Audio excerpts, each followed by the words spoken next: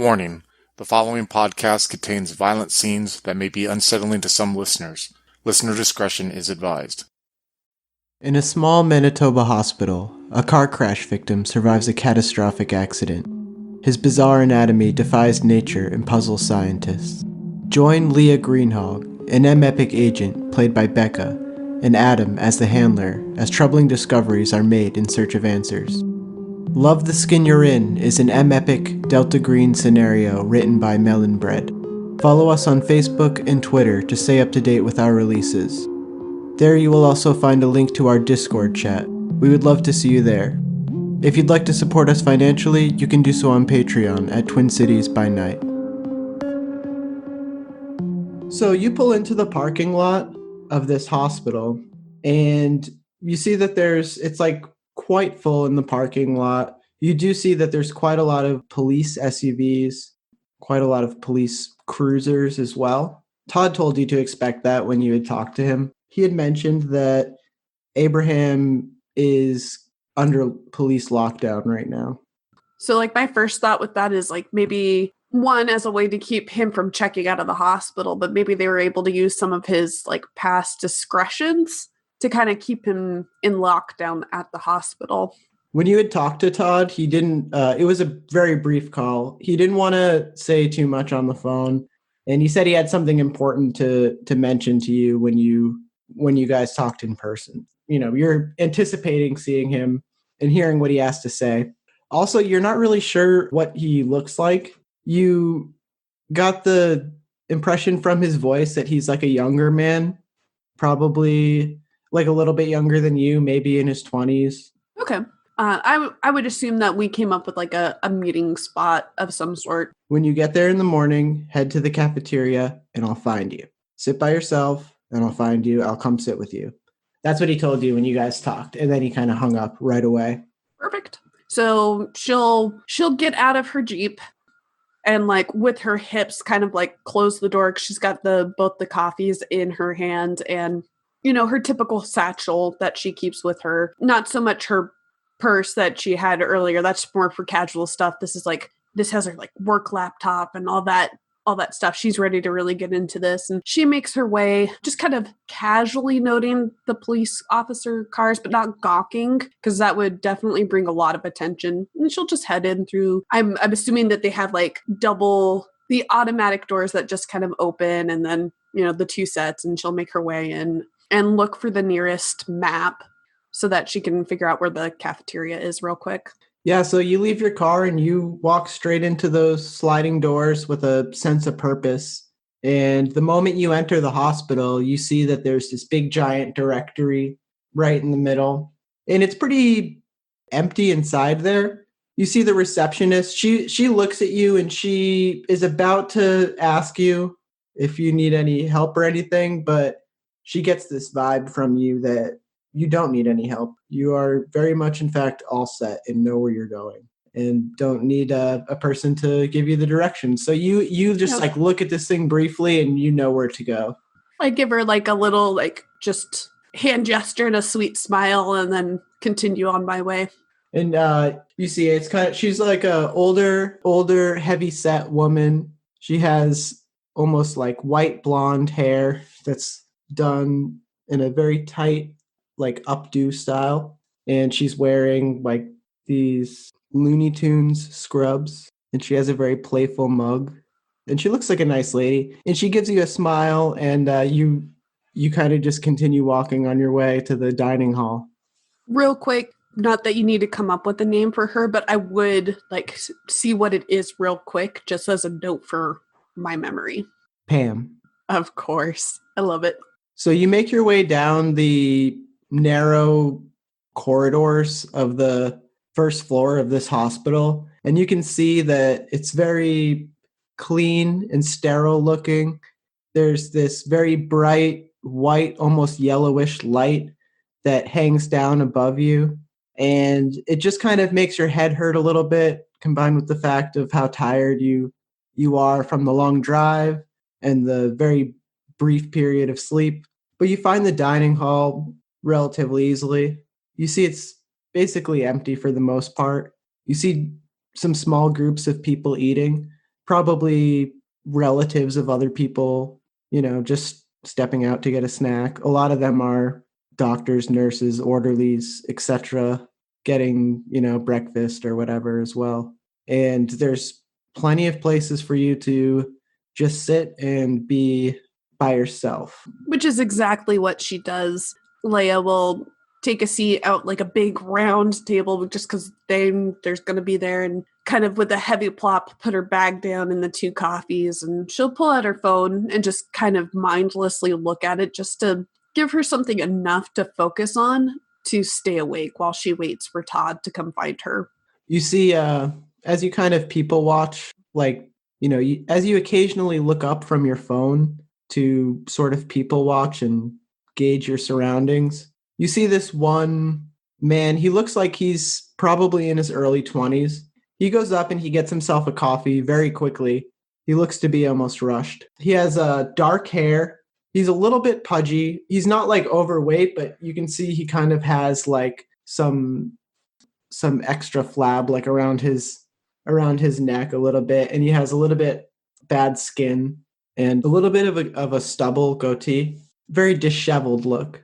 And he kind of walks by, and he sits directly across from you, and he's just staring into the styrofoam coffee cup. He takes the lid off of it and begins blowing into it to try to cool it down. Leah?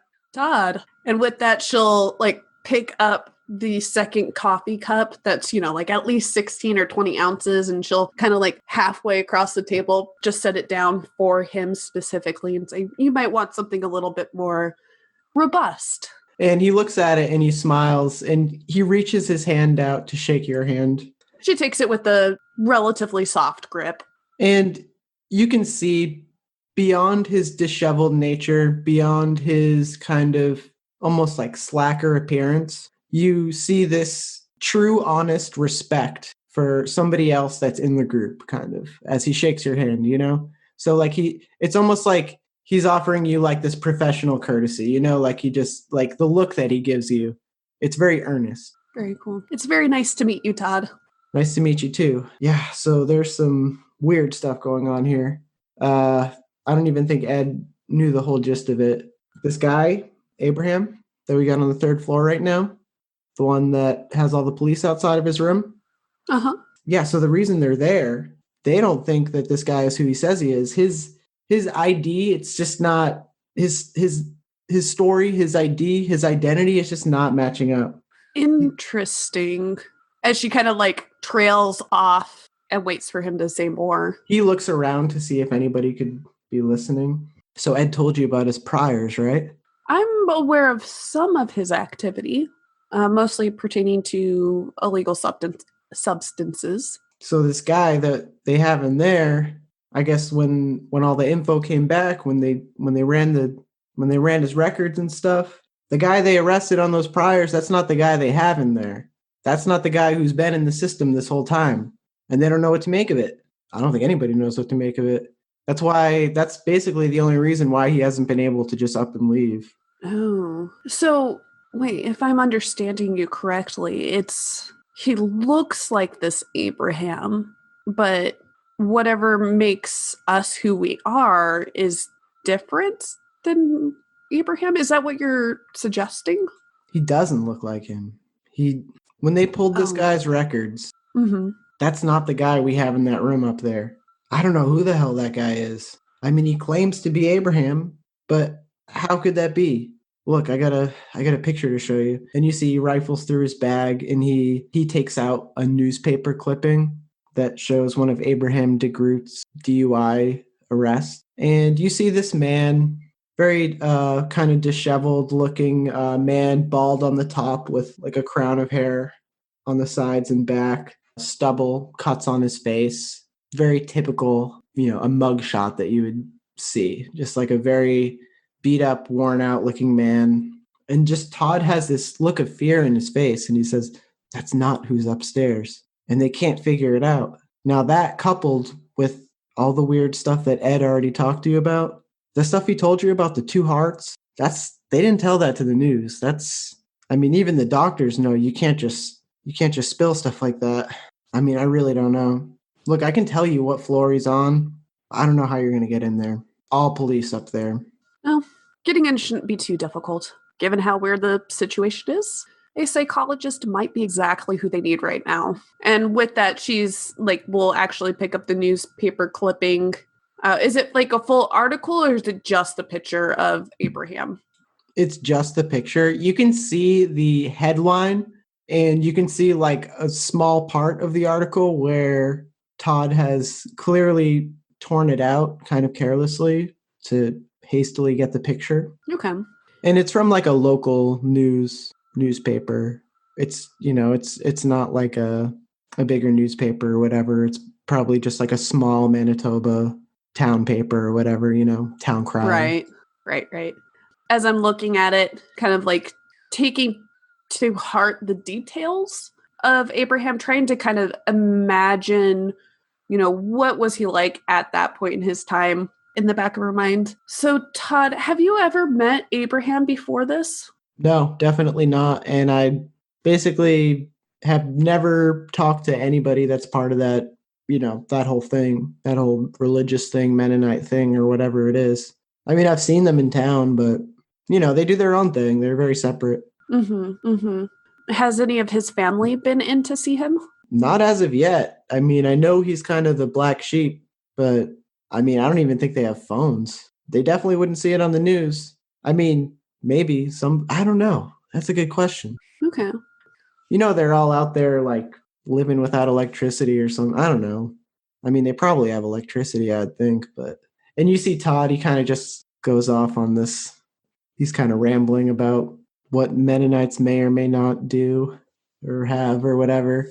And Leah is just letting him kind of talk and just kind of getting a good sense of who Todd is as a person. Can you give me a human to roll?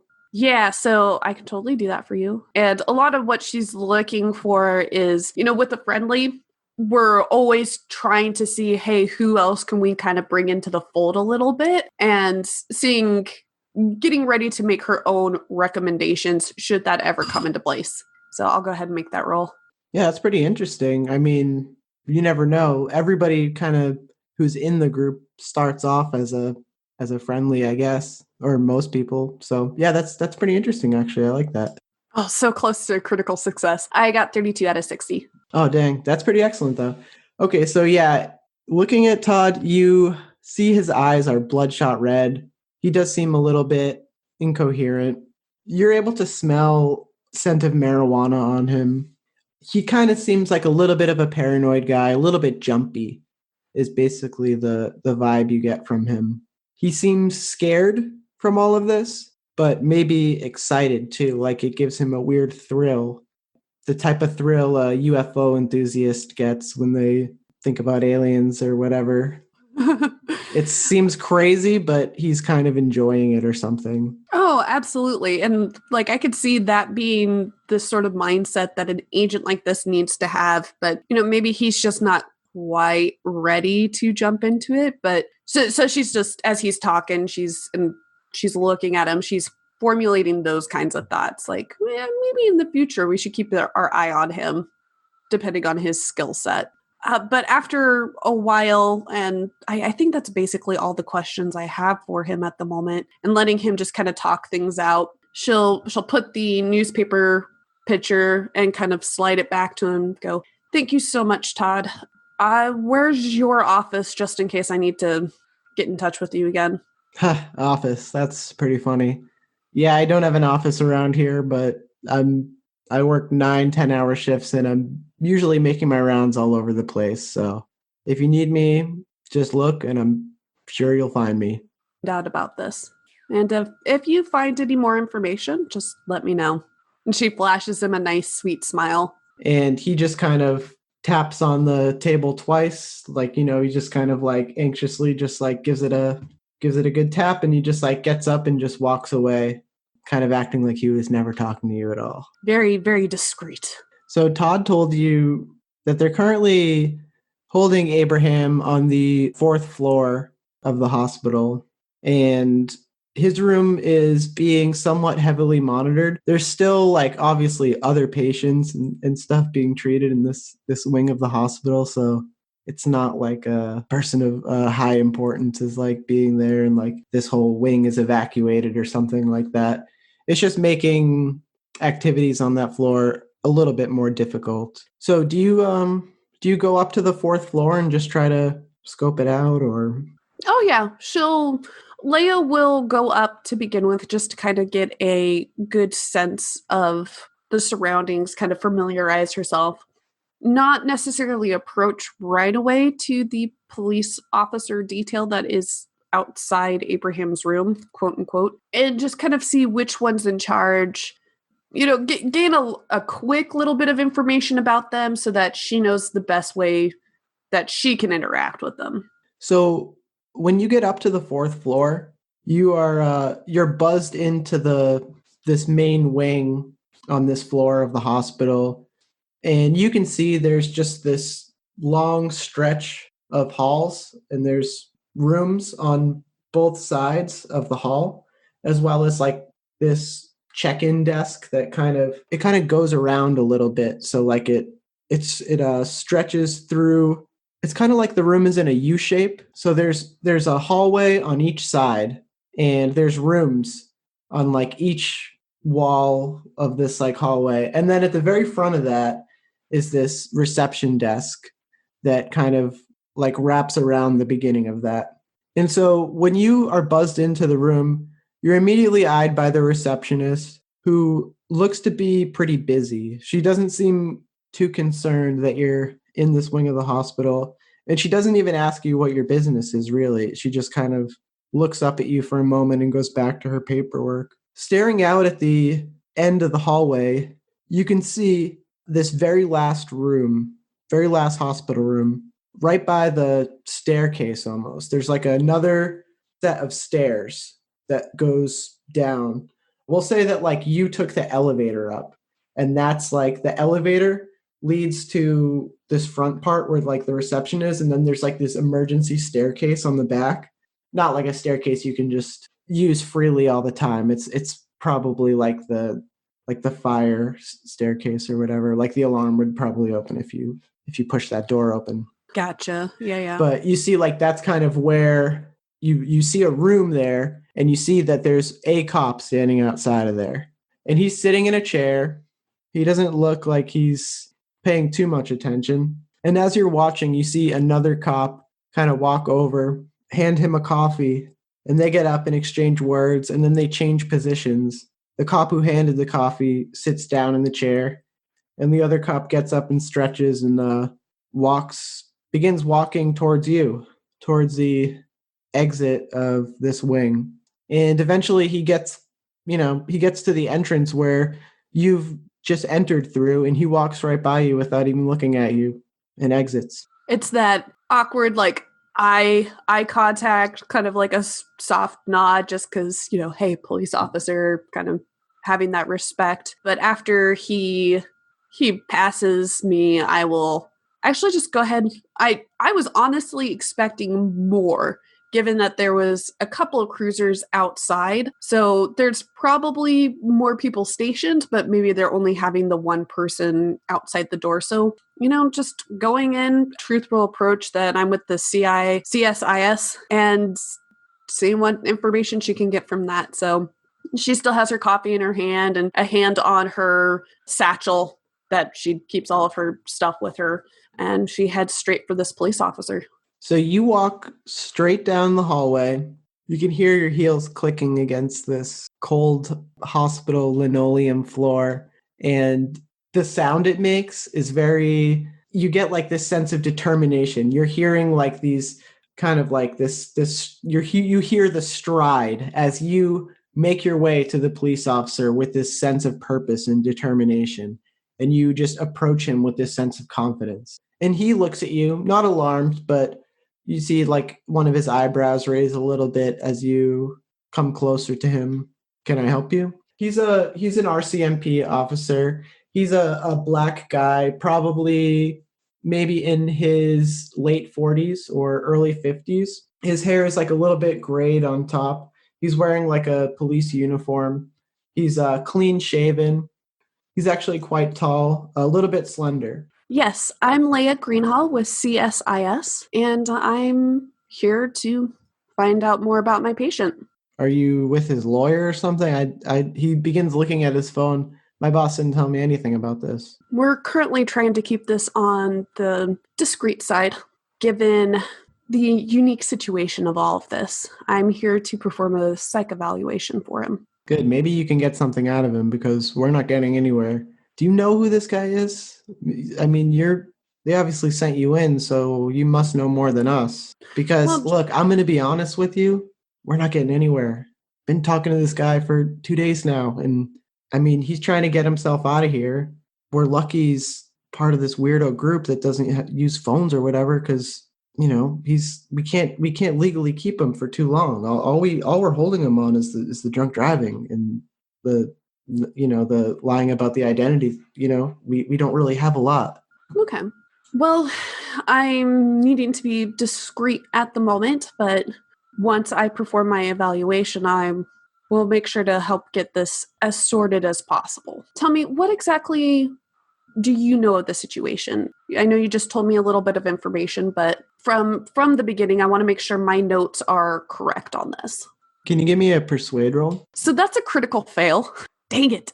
Look, anything I know, you probably already know. And if you don't, I'm probably not supposed to tell you. And I'm sure you understand. Look, I can leave if you want to talk to him, or I can wait right outside here. But you're gonna help me, right? That is the goal. Kind of realizing that she overstepped clearly from his perspective. So she's just trying to play nice, and she'll just nod. For the moment, given the situation, I'm going to need privacy, but please do remain nearby in case he ends up being violent. All right, I'll be outside. And with that, she'll go into this room and close the door. You see, when you enter the room, it's a single patient hospital room. And you see this man sitting up in bed. He's completely bald, shaven head, looks much thinner than the man in the photograph. He's got a big scar along his face that crosses from his eyebrow across his nose all the way down to like the side of his face, almost like near where his mouth is. It's like a big long cut. His head is like shiny bald, like shaved completely. His skin looks pretty clear.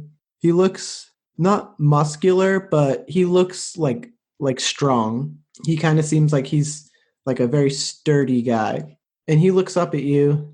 Who are you? Am I getting out of here? Did my lawyer send you? My name's Leah, and I'm here to help your case. And with that, she'll kind of pull up, you know how these rooms have a chair with the heavy handles and just kind of like basic sitting. She'll kind of drag that and put herself between this person who's laying in bed. Is he shackled down at all? He's not, actually. He's sitting upright in the bed.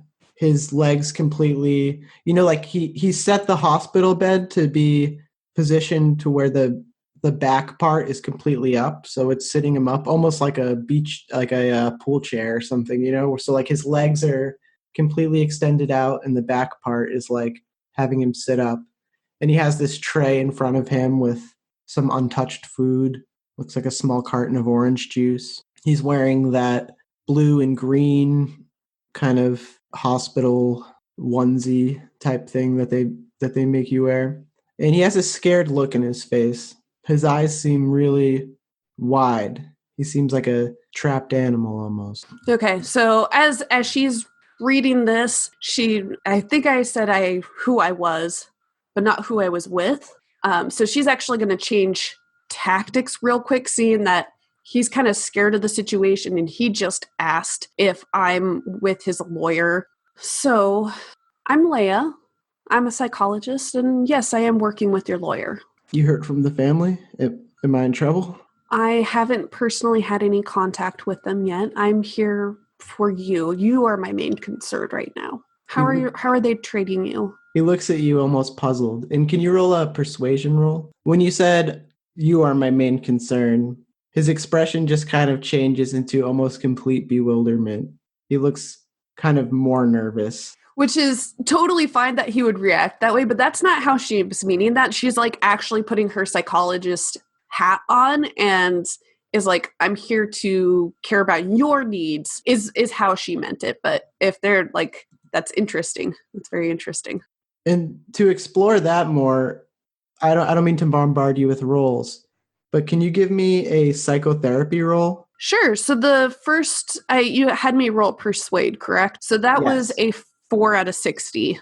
Oh, awesome. Okay. Yeah. And then the next roll is the psychotherapy. Yes. That one is 47 out of 50. Wow, Botch is liking me today. Yeah, that's pretty cool. Okay, so from those two roles, basically you get the sense that when you tell him that your like main concern is him, he gets this weird fear, almost like he just stopped believing you at that very moment. And you get this vibe that when he asked about the family, it was out of fear. Like in your experience, you know, the tone that he used, the way he approached it, the look on his face, it's the way that people talk about the relatives they're afraid of or something like that. You know, it's like he wasn't asking out of a sense of, oh, did you hear from the family?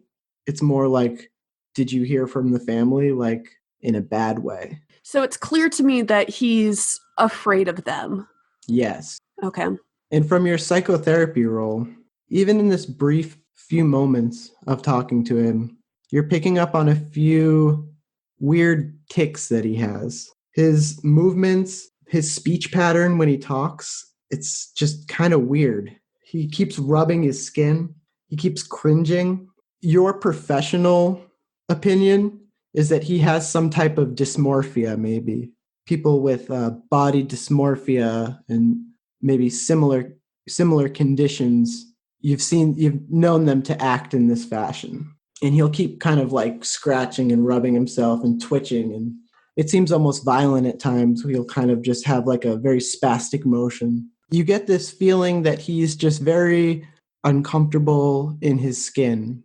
You've seen this as like a mental condition that people suffer. I mean, I'm sure that there's physical reasons that this could happen as well, but you've seen, like, you know, maybe you've seen this in people that you've talked to over the years in your, you know, clinical experience with being a psychotherapist or a psychologist or whatever. So given that what he's been through, a very traumatic event, apparently he has weird body stuff going on, the dysmorphia doesn't feel like it's out of whack with what I know about him so far. So gleaning all that information in like the span of 2 to 3 seconds, Abraham, you, as far as I know, your family hasn't been contacted yet. You're clearly afraid of them. What's going on? You see, he grows very uncomfortable when you say that. Can I just get out of here? Look, can I just get out of here? I'm here because I want to help you, but I need to know more information. What you say with me is going to stay between the two of us, and I'm going to do everything that I can to help you get out of here. There's nothing to know. I crashed my car, and I'm okay now, and I want to leave. Looks at him, maintaining eye contact, just that she clearly knows that there's more going on, but she's waiting for him to fill that silence. Who sent you? Are you a cop or something? Are you with the police? Look, if you're charging me for drunk driving, I know you can't keep me here forever, and I want to leave, and I want my lawyer. I haven't been able to leave this room. I can't even make a call. This can't be legal. You see, he's like sweating, and he keeps scratching and twitching, touching his face, touching his skin, just wincing and cringing. And the more distressed he gets, the worse these types of reactions seem to be. And even his speech, the way that he talks is not the way that you would have expected him to talk, coming from like this Mennonite background. He just talks like your just standard Canadian, I guess. Like he doesn't really present that kind of part about himself. I want to leave. I don't want any treatment. Look, I thank the doctors for helping me, for saving me, but it is against my beliefs to go on with this, and I need to leave now. I'm being held against my will, this is illegal. This is unfair. I demand to talk to my lawyer. And you see him, he's just kind of, his voice doesn't sound right. It sounds slurred, like he can't move his mouth all the way or something. Okay. So, and he's clearly starting to, the more upset he gets, the more that he's falling into this very interesting pattern of talk. And she's just kind of nodding along. Abraham, I see that you are very upset and distressed by this. I'm going to pay for the care that was given to me, and I demand to leave now. Looking through the window, you can see this cop outside of the door. There's like these small little windows in the center of the door near the top, and you can see the back of his head. You can see like his hair and the back collar of his jacket as he kind of stands with his back towards the door. And you get the sense that he either can't hear or he's just not listening or doesn't care. Okay. I understand completely that you're upset right now, being held against your will, and that you very much want to leave right now. I'm going to be honest with you. I'm your best chance at that. And she's just trying to put as much reassurance into this as possible, trying to portray that you trust me. Clearly, I know that there's something more going on, but like he needs to be willing to share that with me. And that's what I'm trying to convey to him at the moment, is that I'm his best chance to get out. You see, you start to hear like this discussion coming from outside of the room. And you see Todd is out there talking to the cop outside. He's peeking in and you can see he sees you. And he's trying to flag you. He's trying to get your attention. And he's like, no, look, I just need to go in there to empty the trash, okay? And the cop is like, no, you're not going anywhere near this room. Go, keep walking. And you can see he's trying to like flag you, get your attention. And if you catch a glimpse of him, you'll see him eye you and kind of motion towards you. And he keeps walking. He's pushing the trash can away into the next room. And he just goes on. And the cop doesn't really seem to pay too much mind to the intrusion. He just kind of was very direct, like, no, you're not going in here, and sent him on his way. He didn't notice like him trying to flag you or make like signal to you or anything like that. So, but Todd just keeps walking. Okay. That does cause me some concern, just because that wasn't anything that we discussed. So in the back of my mind, I'm thinking like, okay, on the one hand, here's somebody that here's a friendly trying to get my attention. I should probably go, but at the same time, I'm in this middle of this conversation. I feel like I might be able to get somewhere with Abraham. So I'm going to pursue that a little bit longer to see if I can get him to open up a little bit about his situation. I'm dead either way. You don't understand. When my family finds out about this, they're going to kill me. And that right there, like she was almost like partially out of her seat after seeing Todd, but then she like firmly plants herself back in and like leans forward. Abraham, that's big. That's something that I can help you with. What's going on? Oh, I just meant like like how parents are. You see, is that really? Can you give me a human? Yeah. Plus 20. So like add 20 to your skill and then try to roll under that. I got 25 out of 60. So you can clearly see that this is an attempt to backslide what he just said. He feels like he just slipped up and let out too much. And now he's trying to say, oh, like I just meant like figuratively, they're, like parents, like, oh, they're going to kill me, But you can tell that his original meaning was they're going to kill me, as in like what he said. I'm actually going to take him at that first meeting, like ignoring the fact that he even tried to walk it back. Abraham, if you are concerned for your well-being from your family, that is something that I need to be aware of. The more that I know about your situation, the better I can help you with this. And it's okay. There's lots of people that go through these kinds of things, and it's scary. I know how hard it is to open up to somebody that, albeit you don't really know me, but I am here to help. And I do want to see you out of this hospital safely, but I can't do that. And I can't make any good recommendations if I don't know what's going on. I already said too much. That's it. I'm not talking. And you see him, he kind of crosses his arms and just turns away. He actually begins laying down in the bed and just turns his back towards you.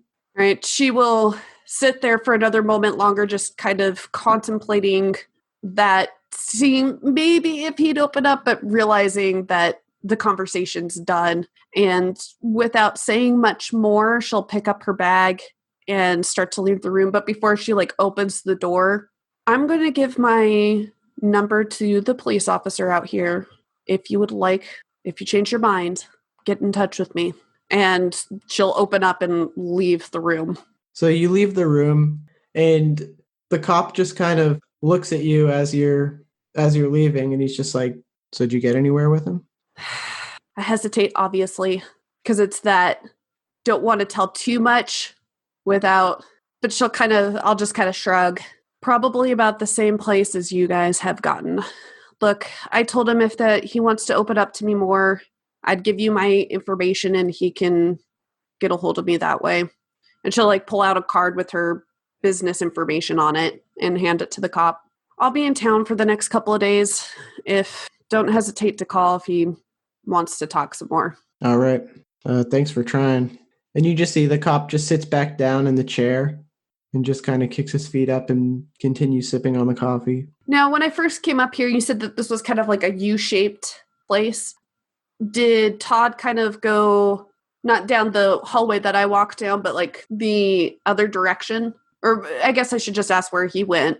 You can see him, when you leave, if you stand in the hallway for just a moment, you see him leaving one of the rooms on the other end of the hall, dumping out their little trash bin into the large wheeled trash bin that he's kind of taking from room to room.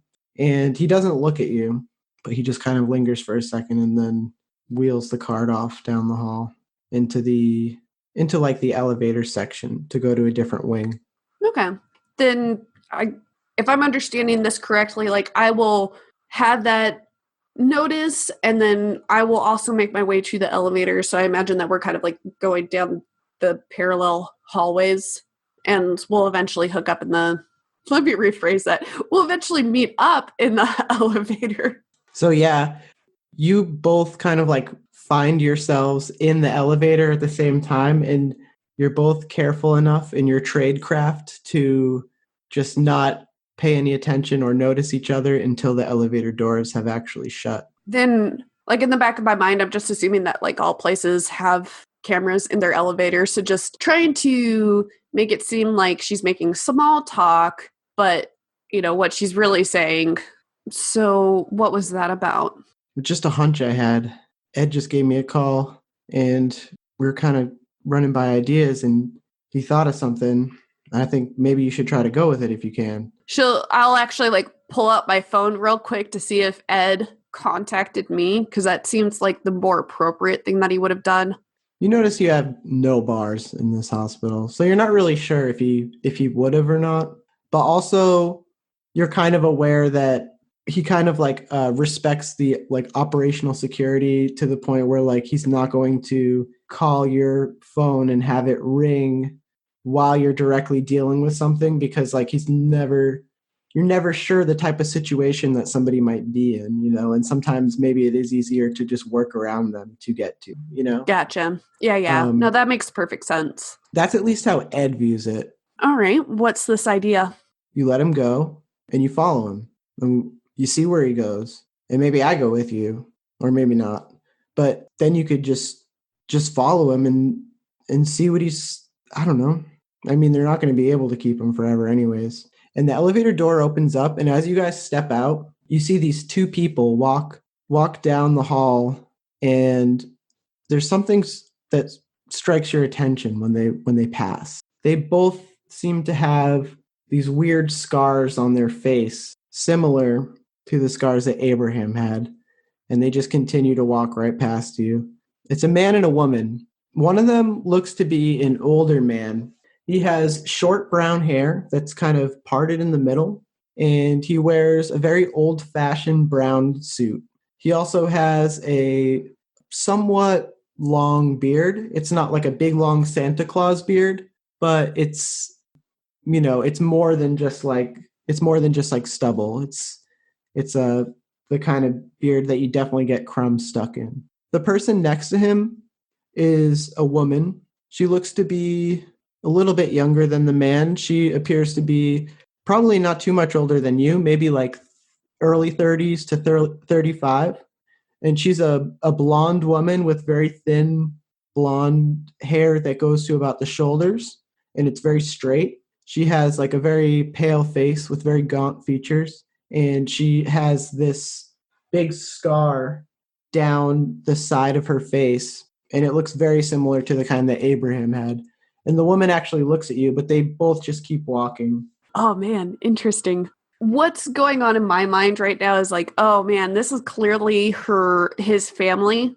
I mean, just given the scars. And you said that like they're both basically the same scar that Abraham has, right?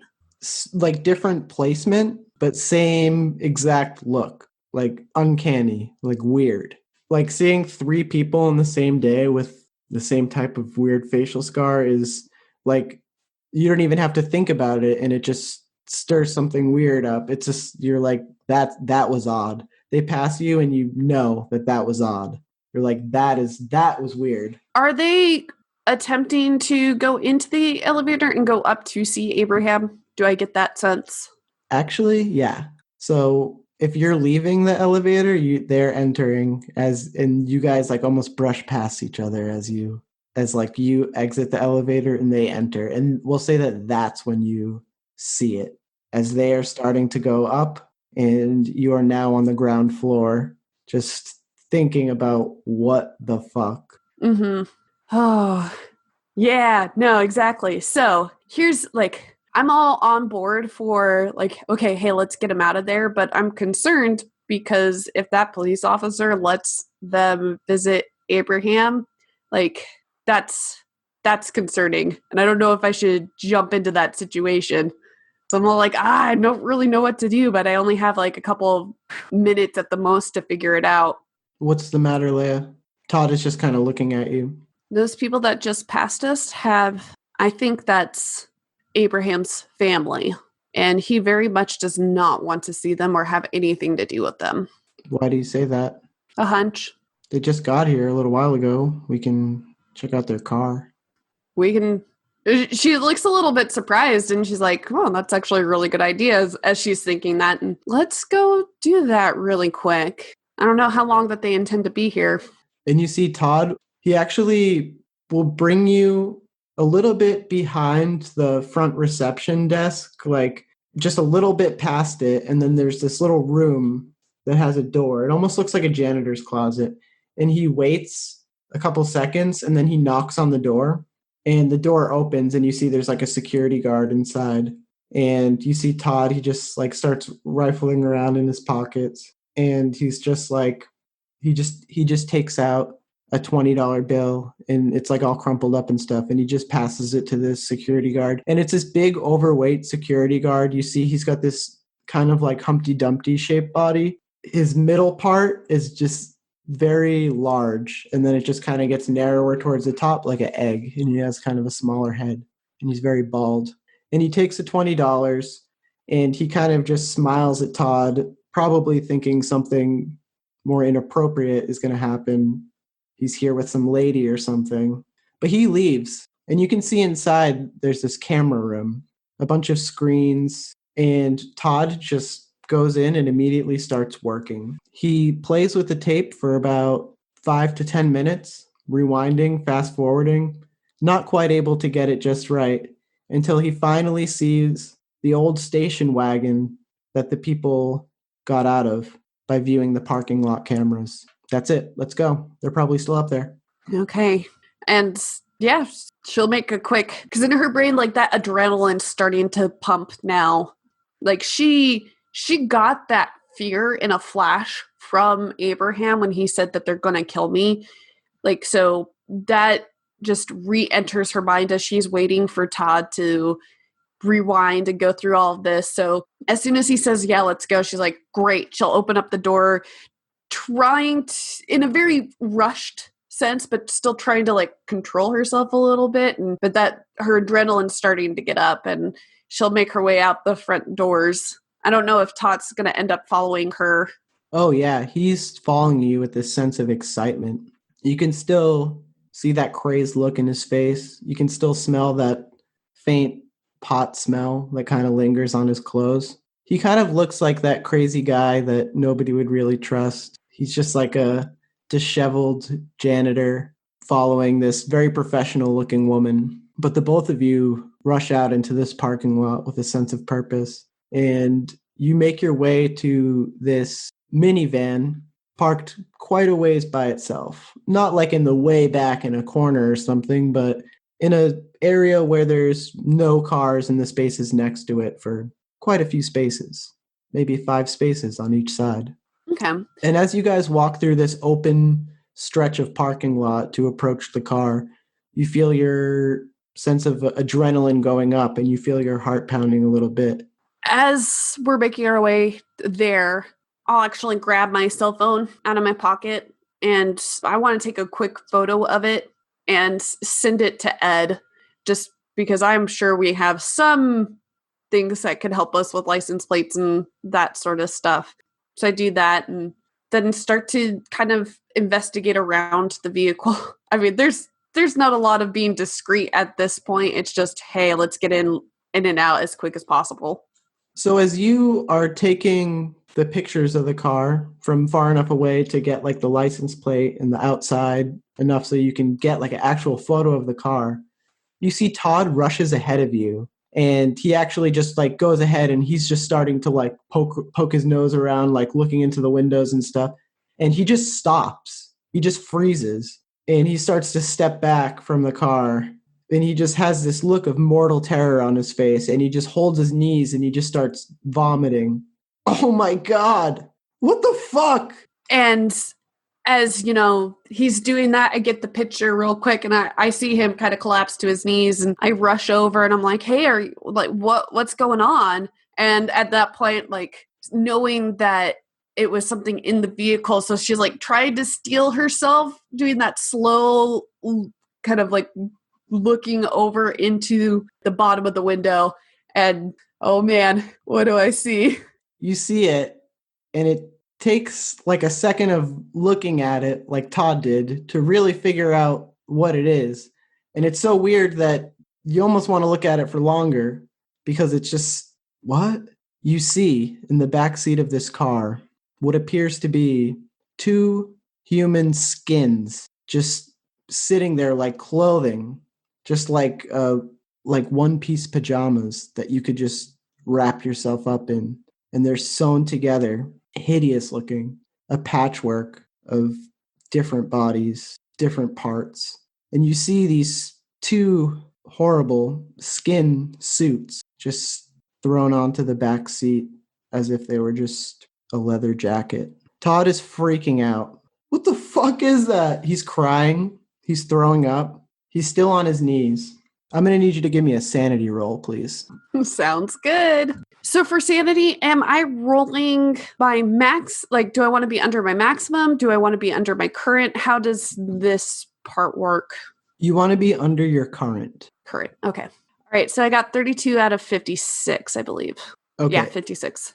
So take 1 d4 sanity loss, because even though you passed, it still leaves a mark. Okay, so my current sanity has gone down to 54. And it's one of those, I'm taking that time to really look at it, and the longer I'm looking at it, the more I'm realizing, oh shit, what's kind of going on.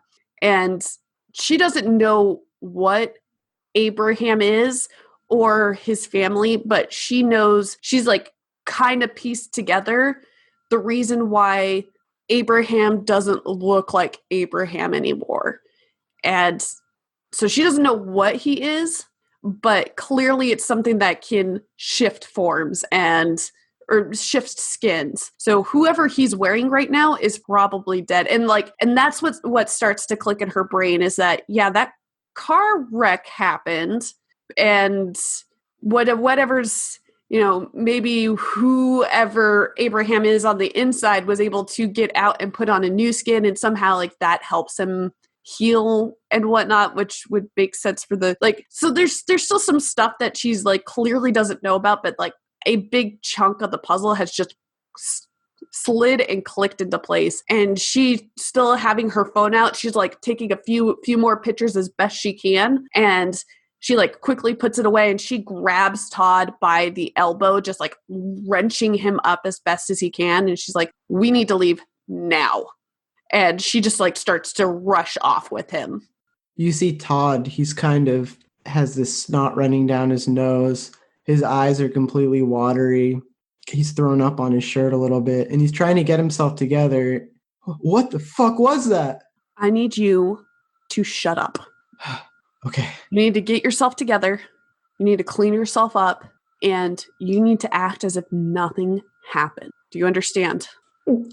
Okay, I got it. Go take your lunch break. Go do what you need to do. I will have Ed get back in contact with you, but you need to pull yourself together. And you see there's like, he's trying to stay tough in the situation, but he's crying. He feels very vulnerable that you saw him that way too. Like you guys are both just walking together, and he has this very confused look on his face, and he's wiping the tears from his eyes and the snot from his nose and the vomit from his mouth, and trying to get himself presentable again, trying to put that game face back on.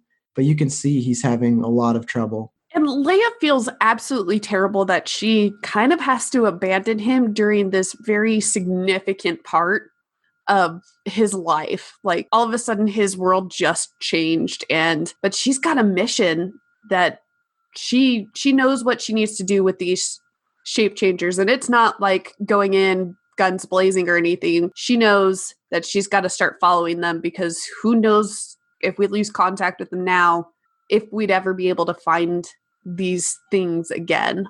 So in a lot of ways, like who she is being a very caring person about other people. She feels terrible having to abandon him, but she also has her sense of duty, and just that focused as she was driving here to this hospital, it's starting to become like pinprick focus now. And she's already moved on from dragging him into the hospital, and in her brain, she's like already packing up all of her stuff, getting things in her vehicle and getting ready to go. So does Leah re-enter the hospital, or do you just kind of begin your process of you're going to follow this vehicle that arrived instead?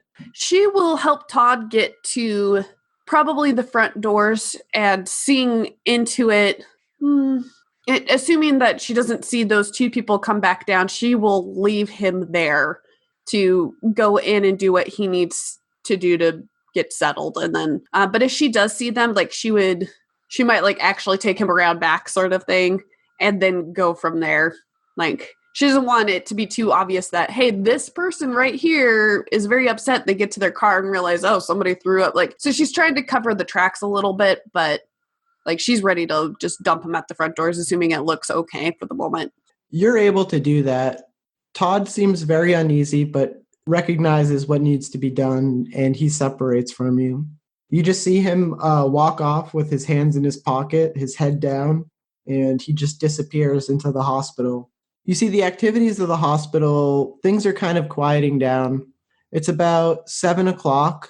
Well, no, it's about 5 o'clock. All of this activity has taken most of the morning and most of the day, actually. And where are you, like, at this time? Would you have been watching for the people to leave, or would you have gone back to the hotel, or would you have gone into the hospital? I would have dumped him, kind of trying to keep my eyes as much on their vehicle as possible, but recognizing that, hey, I need to go do my stuff real quick so I can be ready to follow them, because that's the objective. Like, it sucks that I'm not really going to be able to know what happens with Abraham, but if he honestly believed that they were going to kill him, there's not a ton that she can do about it right now. And the more important thing from her perspective is to figure out what's going on with the group, with their group as a whole. So she goes back to the Marriott, packs up her stuff, which, she didn't bring a ton with her. She does a real quick checkout and gets back in her vehicle and tries to position herself in a way that she's maybe not parked at the hospital itself, but that she can see the parking lot, she can see their vehicle, and she's just in stakeout mode at this point, waiting for them to come out and leave and go about their business. So you pack up everything at the hotel. You're basically a master of the 5-minute exit because you've been doing it for so long. And you set your car up in a nice discreet spot, and you're basically in stakeout mode for about 2.5 hours. You kind of let your guard down a little bit when all of a sudden you see the station wagon leave the hospital. You're filled with this sense of urgency and adrenaline as you notice the 2 passengers of the car now seem to be donning the appearance of the skins that were in the back seat. And she just has this cold dread that seeps from the center of her out to her extremities as she realizes what they're doing and just how disgusting it is. But it also, that cold dread fills her with that sense of purpose, and she will actually go ahead and give Ed a call just to check in and let him know what's happening and what's going on as she starts her car and gets ready to watch where they're going and follow them into the sunset. That's awesome. And I will end it there. Thanks everybody for watching. This has been Delta Green. Love the skin you're in. Oh, hello again, folks.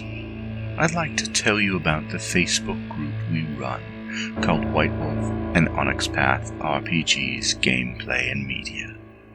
Have you ever wished you could have an easy way to find gameplay videos and podcasts, or just media in general that deals with your favorite White Wolf role-playing games? Or have you ever wished you could find a forum to share gameplay that you have recorded? One that won't be drowned out by random posts and discussions, so that your media could get the attention you deserve. The group is specifically run with the sole intent of it being a one-stop shop for people to view or share media involving the games we all love. We take thorough steps to ensure the page does not become cluttered and is easy to traverse. The group is already immense and continuing to rapidly grow, with new media being shared every day. Stop on by. We hope to see you there.